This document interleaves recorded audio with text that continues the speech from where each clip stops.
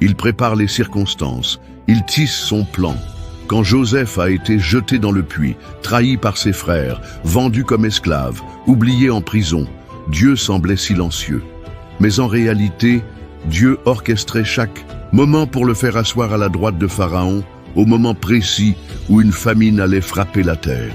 Tu ne peux pas toujours voir l'œuvre divine en surface, mais Dieu est toujours en train de tisser les fils invisibles d'un dessein glorieux. Alors, je t'encourage aujourd'hui. Ne confonds pas le silence de Dieu avec son absence.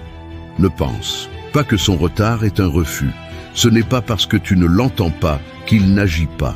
Parfois, Dieu fait pousser les plus grandes victoires dans les moments les plus silencieux.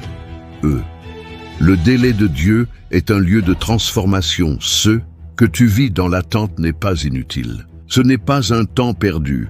C'est un temps formateur, un temps sacré, un temps qui travaille ton être intérieur. Dieu ne te fait pas juste attendre pour attendre. Il utilise ce temps pour te forger, pour te préparer, pour t'amener à une maturité spirituelle que tu n'aurais jamais atteinte sans le silence. Pense à David. Il avait été oint roi alors qu'il n'était encore qu'un jeune berger. Mais il a dû attendre des années avant de monter sur le trône.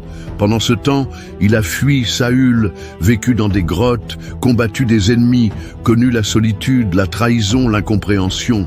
Pourquoi? Parce que Dieu formait en lui un cœur selon son cœur. Le trône ne pouvait pas porter un garçon. Il fallait un homme mûri dans la foi, affermi dans la patience, trempé dans l'obéissance.